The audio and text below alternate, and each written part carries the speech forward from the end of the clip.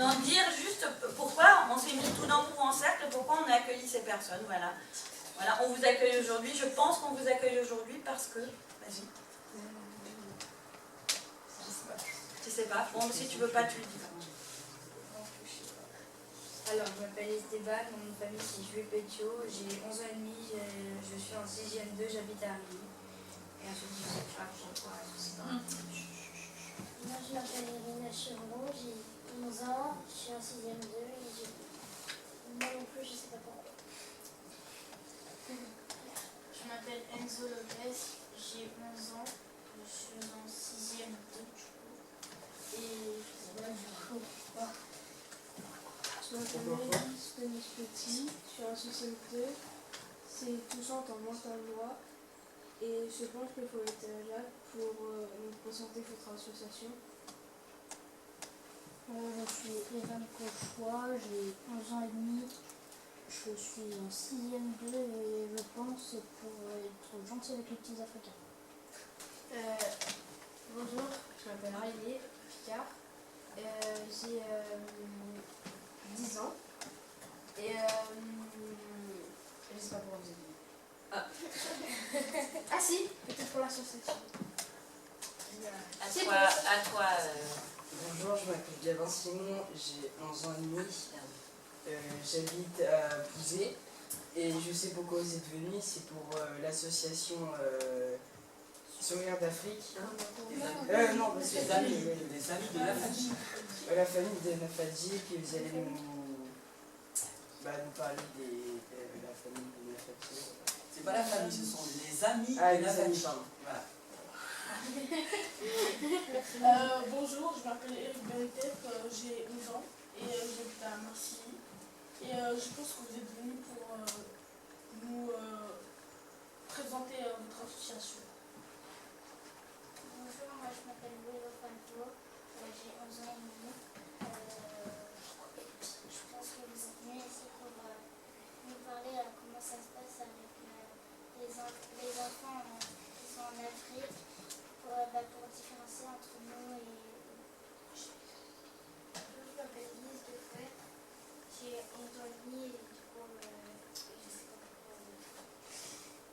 Je m'appelle Robert et j'ai 11 ans et demi, je suis en 6e 2, je sais pas pourquoi. J'ai 10 ans et demi. Bonjour, je m'appelle Dina Belazoued, j'ai 11 ans et demi et pour moi vous êtes venus pour nous expliquer comment ça se passe et me raconter l'histoire des amis de la famille.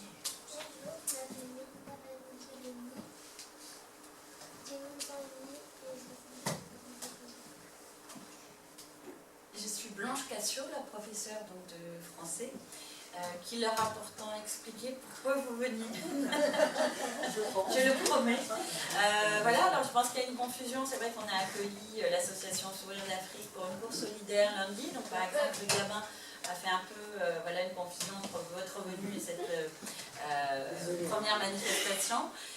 Mais voilà, d'où l'importance de votre venue et l'incarnation de ce projet passe par vous et moins par moi, la preuve, pourtant je l'aurais dit une fois, 2 fois. Mais on sait bien que donc, je suis professeure de français, notre lot est de répéter.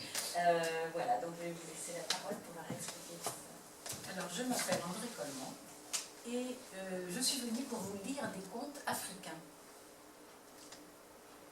Et pas seulement dans le cadre des Amis Nafadji, mais aussi dans le cadre d'un festival qui a lieu tous les 2 ans, en principe, et qui s'appelle Plume d'Afrique. Voilà. Moi, je m'appelle Jean-Louis Maître.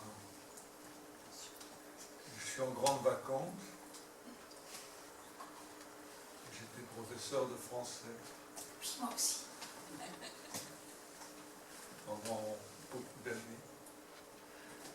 Et je suis venu aussi vous lire avec mes partenaires des contes africains, car nous avons formé un groupe qui s'appelle le Chœur des lectrices. Il y a un lecteur, c'est moi, mais comme les femmes sont majoritaires, c'est un chœur de lectrices. Nous réformons la langue française. Et effectivement, nous sommes engagés dans un festival de musique, de théâtre, de rencontres avec des écrivains qui se déroule dans tout le département et même au-delà du département et qui aura lieu l'année prochaine, dans un an, et qui est organisé par des associations comme les Amis de Nafadji, des associations qui ont développé depuis plusieurs années des échanges, des partenariats avec des villes ou des villages d'Afrique ou de l'océan Indien, Madagascar, l'île Maurice, le Mali, le Burkina Faso, le Cameroun, etc., etc. Voilà. Mes parents, ils sont allés là-bas. Oui, bien sûr. Oui. Et c'est très beau. Alors, si vous voulez bien, on va finir de se présenter et puis après vous poserez des questions si vous avez besoin. Alors, je m'appelle Huguette Delevaux. Moi aussi, je suis en grandes vacances. J'étais institutrice en école maternelle essentiellement. Et quand j'ai pris mes grandes vacances, je me suis intégrée à 2 associations de compteurs. Et je suis déjà venue dans ce collège compter quelque chose. Mais il y a longtemps, mais je ne me rappelle plus quoi. mais j'aime beaucoup les contes, et en particulier les contes africains. Et il se trouve que dans Plume d'Afrique, eh bien, on lit souvent des contes. On ne compte pas, on lit souvent. On lit souvent des contes, et ce sont toujours des contes africains. Là, on va vous raconter un conte africain, un conte malien, parce que c'est les enfants du Mali que vous allez correspondre. Et puis aussi d'autres contes malgaches et africains, d'autres pays d'Afrique. Voilà. Alors moi je m'appelle Sylviane Varane, donc je n'ai jamais été professeure ni institutrice. J'ai travaillé, mais pas dans ce secteur. Donc moi je suis adhérente depuis plusieurs années déjà donc, de cette association qui s'appelle les Amis du Nafadji. Donc c'est un Nafadji, c'est un petit village qui est au sud de Bamako, environ à 40 km de Bamako, et qui est un village de brousse, ce que l'on appelle. Donc et nous correspondons avec ce village pour mener des actions en commun, sur place, amener de l'eau potable, amener des clôtures autour des salles de classe, enfin tout un tas d'actions qui sont très importantes. Et si vous voulez, je crois que vous avez souhaité, vous et nous, mettre en place un partenariat avec ce village pour correspondre par des courriers, par des échanges. Je vous l'ai dit, hein, avec des enfants qui ont à peu près votre âge. Vous m'avez demandé si on allait les accueillir, je vous ai dit non. Par contre, on espère de tout cœur accueillir leurs enseignants et le directeur de l'école. Voilà le projet. Donc nous, on va leur écrire et ils vont nous répondre. Donc on va entamer une correspondance. Et pour entamer ce voyage, j'ai demandé à une autre bénévole, s'il était possible, qu'on vienne nous lire des contes africains. Voilà, tout à fait, qui est donc Maryse Menanto, qui est donc la présidente des Amis de Nafadji. Voilà. Et donc c'est dans ces échanges de courrier, vous allez déjà faire connaissance les uns les autres de vos formes de vie, de vos rêves, de tout un tas de choses. Et on espère pouvoir recevoir donc en mars 2 institutrices à avoir pris des projets pour faire connaissance. Et puis, voilà, vous connaître un petit peu mieux chacun de chaque côté. Alors nous, si je peux me permettre, on a une surprise pour vous. Vous allez voir, ce seront pour vous 2 interventions différentes. On a un élève qui a souhaité vous accueillir en vous racontant une histoire que vous connaissez, je pense. Voilà. Et voilà, il en a manifesté l'envie, et donc voilà, je vais laisser cette liberté-là. On te laisse la parole, Eric. Tu as quelque chose? Une question, c'est un peu le bol. C'est Eric. C'est à la fin. Tu te lèves, Eric, et puis tu... Du coup, aujourd'hui, je vais vous raconter le conte malien de Soundiata Keita. Oui, voilà. Que je vous en fait. On peut le prendre, tu peux... Je ne vois pas. C'est un livre qui appartient à Maryse, d'ailleurs. Ah d'accord, mais c'est pas possible. Ah oui, c'est lui. Elle me l'a prêté et lui, il a voulu le lire. Ah, mais c'est super. Il a voulu le lire pour votre livre et je le raconte. Ah oui, la chalamoute. Et tu peux nous raconter pourquoi j'ai mis ces accessoires, ces bijoux dessus? En fait, c'est des bijoux que ma mère elle a ramenés de son voyage au Mali il n'y a pas longtemps. C'est de là, c'était il y a longtemps, qu'elle m'avait offert il y a 5 ans de son voyage au Mali, vu qu'elle n'a pas pu être là pour mon anniversaire. Et ça, c'est ce qu'elle a ramené il n'y a même pas 1 ou 2 mois de son voyage au Mali. Voilà, donc tu as la réponse à ta question, Raïs.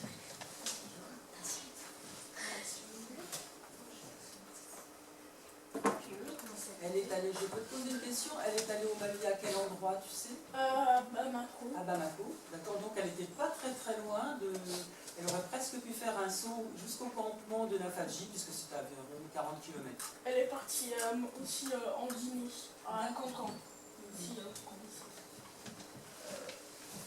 Du coup, dans le royaume du Manding, dans l'Afrique de l'Ouest. Tu sais, tu peux le faire circuler ou t'appuyer sur des images si tu veux. Dans le royaume du Manding, dans la grande Afrique de l'Ouest. Et à Niamey, il y avait un roi qui vivait, qui s'appelait Naré Magan Konaté. Ce roi-là, il était aimé de tous, mais parce qu'en fait, il connaissait aussi les secrets de la forêt et de la bourse, comme son ancêtre Mamadi Kani. Mamadi Kani, c'est un homme qui a appris aux hommes à chasser et à guérir les maladies et les blessures. Et du coup, un jour, il était assis à l'ombre de son grand fromager. Un fromager, ça n'a aucun rapport avec le fromage, mais c'est un grand arbre à l'ombre de son fromager. Et il était avec quelques conseillers et son griot. Quand tout à coup, il y a un chasseur avec une chemise cousue de coris. En fait, les coris, c'est un ancien bijou qui servait de monnaie ou de décoration en Afrique. Enfin, c'était un bijou d'ornement aussi. Et du coup, il est venu. Et le roi Naré, il a vu, il avait le regard clair et il a vu que c'était pas un chasseur comme les autres. Et du coup, il l'a invité à s'asseoir. Et du coup, dès qu'à peine il s'est assis, il a jeté 12 coris par terre. Et après, il a dit au roi que c'est pas sûr, mais il voit 2 chasseurs et une femme qui arrivent de très loin. Cette femme, elle est très moche, très affreuse. Elle a une bosse qui lui tire le dos. Et il lui dit oui, cette femme, je dois l'épouser. Elle sera la fierté éternelle du monde. Et votre héritier sera la fierté éternelle du Manding. Et du coup, après ça, il a ramassé ses coris et il est parti. Du coup, après ça, il y a une réplique qui dit que plus l'homme est pressé, plus le temps est long. En gros, ça veut dire que tellement le roi il était pressé, et le temps est passé maintenant. Et du coup, quelques saisons plus tard, il était assis avec son grand fromager quand il y a 2 chasseurs et une jeune fille qui sont venus et qui se sont prosternés devant lui. Et ils leur ont dit oui, on vient de très loin. Le roi, il était très intrigué. Et du coup, il a demandé à ce qu'on leur apporte 2 calebasses d'eau fraîche. Et après ça, vu qu'ils ont fini de boire, et ils ont raconté leur histoire. Le roi du pays de Do, il leur avait dit que, en fait, c'est un autre roi en fait. Il leur avait dit qu'il y avait un effroyable buffle qui terrorisait les plaines. C'est la plaine de Rwanda. Et du coup, il leur a dit à tous les hommes du royaume du pays de Do, il leur a dit que si vous arrivez à tuer le buffle, je vous donnerai la plus belle fille du pays de Do. Du coup, eux, ils ont accepté. Et du coup, ils sont partis trouver le buffle. Et tout le temps, ils étaient aux aguets. En gros, être aux aguets, c'est quand tu es tout le temps en position de défense, en fait. Et du coup, un jour, quand ils marchaient, ils ont vu une vieille femme qu'il leur disait. D'abord, en fait, quand ils sont partis, genre, là, ils n'avaient aucun plan.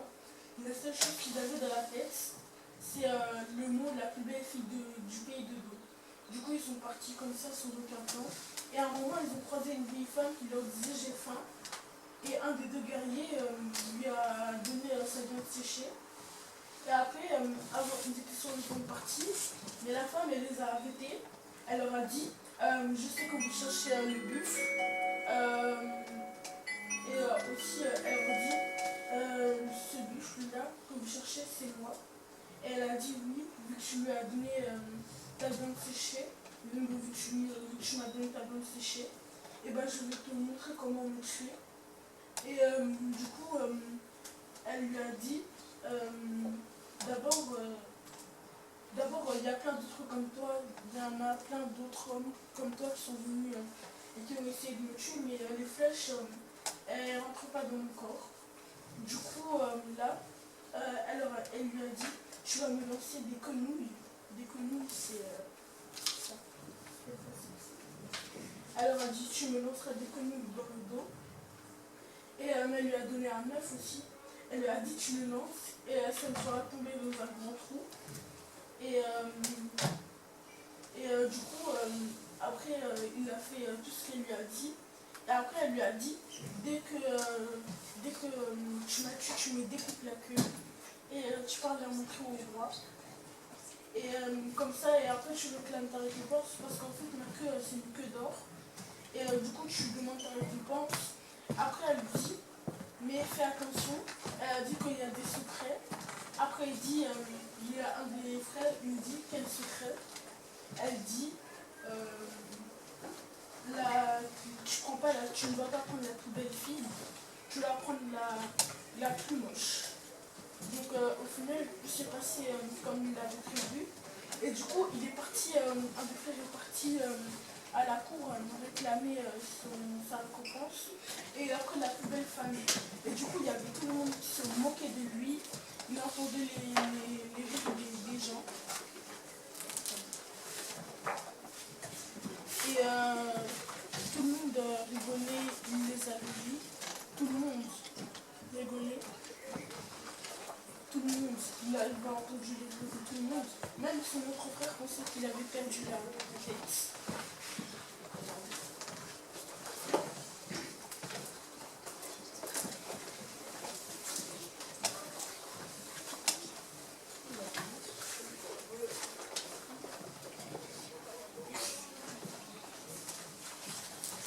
Et du coup, ils sont partis, ils ont fait un long voyage jusqu'au royaume du Manding. Et du coup, ils sont arrivés jusque-là. Et à un moment, le roi Nari Magan Konaté, il s'est souvenu du parole du devin, en gros celui qui a balancé ses commis par terre. Un devin, c'est quelqu'un qui prétend prédire les secrets que personne ne connaît. Et du coup, il s'est souvenu du parole du devin. Et il a dit oui, et sauf que eux, de leur tête, ils étaient en mode oui, le roi Nari Magan Konaté, c'est un si beau roi, pourquoi l'offenseur propose une fille aussi moche, aussi laide, mais il a quand même accepté. Et du coup, ils se sont mariés. Et après, on a pu entendu parler des deux chasseurs. Et dès le troisième jour, les tam-tams, ils sonnaient pour dire que le roi Nari Magan Konaté avait une autre femme. Mais en fait, ce que je ne savais pas, c'est que le roi Nari Magan Konaté, il était polygame. Du coup, en gros, être polygame, c'est avoir plusieurs femmes. Et du coup, il avait déjà une femme qui s'appelait Sassouma Berté. Du coup, elle faisait que raconter mille et une insultes sur Goulou Conté, la femme de déformée. Donc maintenant la deuxième femme du roi Nari Magan Konaté. Et 9 mois plus tard, on a entendu des tam-tams pour dire qu'en fait que la reine, que la deuxième femme du roi, elle était enceinte. d'un fils. Et du coup, elle a accouché. Et du coup, l'enfant, c'était l'enfant lion et l'enfant buffle. Du coup, il s'appelait Soundiata Keita, ou alors Soundiata Konaté. Keita de son père et Soundiata de sa mère, l'enfant buffle et l'enfant lion. Et quand la première femme, Sassouma Berté, elle a appris ça, elle s'est tremblée de rage. Elle s'est dit qu'avant que le bébé naisse, elle aurait dû lui jeter un sort. Et du coup, l'enfant il est né. Après, il y avait des saisons qui sont passées, beaucoup de saisons qui sont passées. Mais l'enfant est rampé, mais il ne marchait toujours pas. Il ne marchait jamais, toujours pas. Et du coup, ça fait que le roi, il s'intéressait plus beaucoup à cette deuxième femme. Et du coup, il ne se voyait plus. Du coup, de son côté, Soundiata il grandissait, mais il ne marchait jamais. Il y avait plusieurs saisons, la saison des récoltes. Le Soundiata il était toujours à quatre pattes, enfin il ne marchait pas, il rampait, il ne marchait jamais. Puis jusqu'à grandir, il ne marchait jamais. De son côté, Sogoulou ou Sogobon, elle pleurait en secret parce que du coup le roi ne voulait plus la voir. Et un jour, le roi, il sentait qu'il allait mourir. Du coup, il appela Soundiata et il parlait avec lui comme un vrai homme. Et du coup, il lui dit oui, bientôt je m'en vais. Du coup, tu vas marcher, tu dois apprendre à marcher, tout ça. Et après ça, Soundiata est parti et le roi est venu.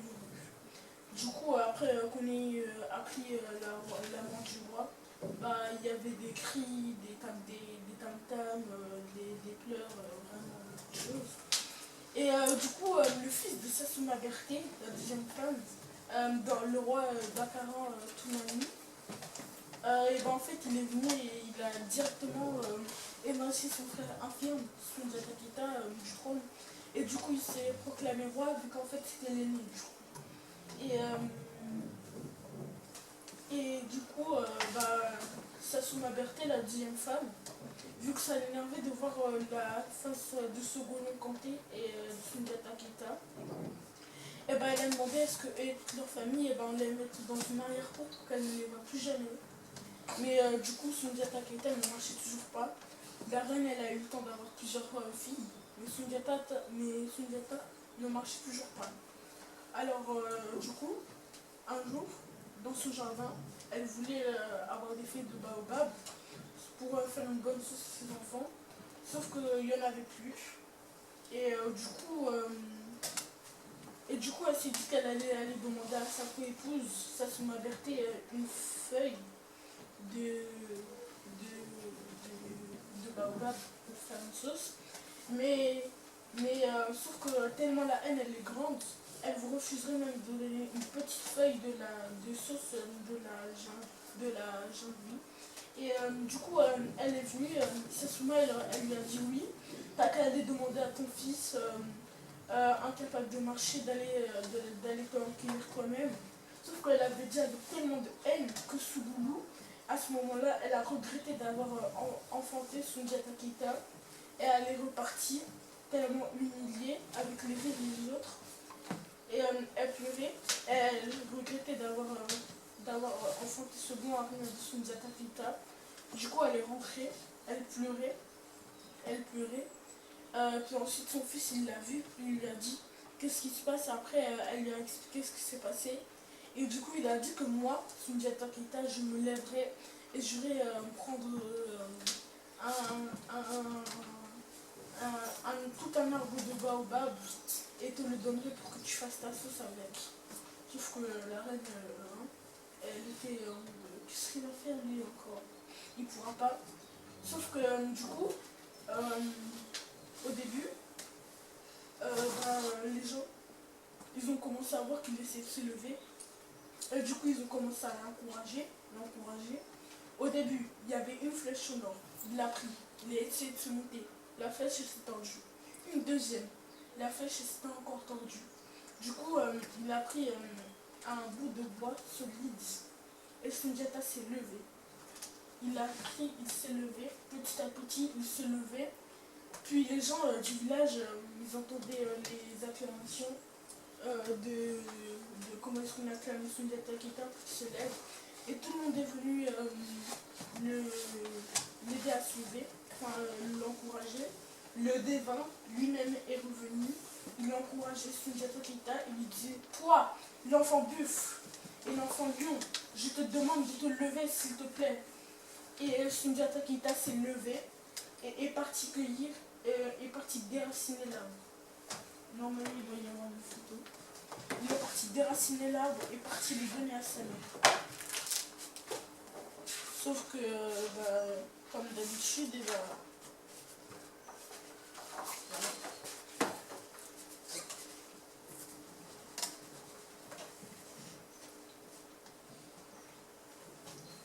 mais du coup, la deuxième femme, cette nouvelle, elle est venue dans ses oreilles.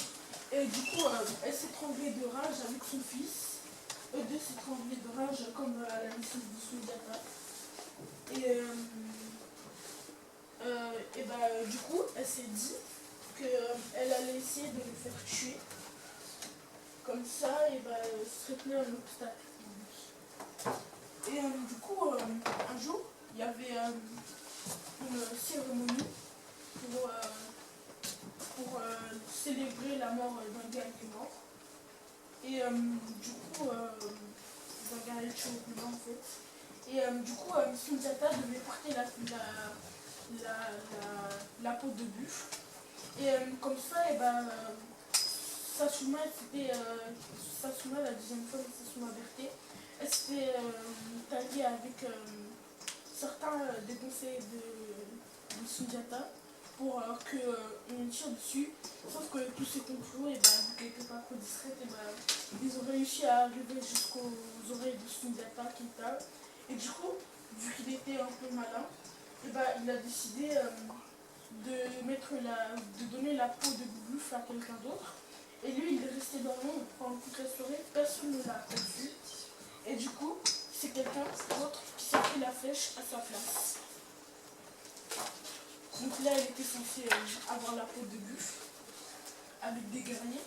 Sauf que du coup, c'est pas lui qui a porté la peau de buffle. Et du coup, quelqu'un d'autre s'est fait tuer à sa place. Et du coup, quand elle a appris que Sundiata n'était pas encore mort, déjà, elle s'est dit qu'elle aurait peut-être dû tuer un de ses soeurs pour lui mettre un peu une de ses soeurs, ou pour lui mettre la pression, ou son petit frère. Et du coup, elle a eu une autre idée.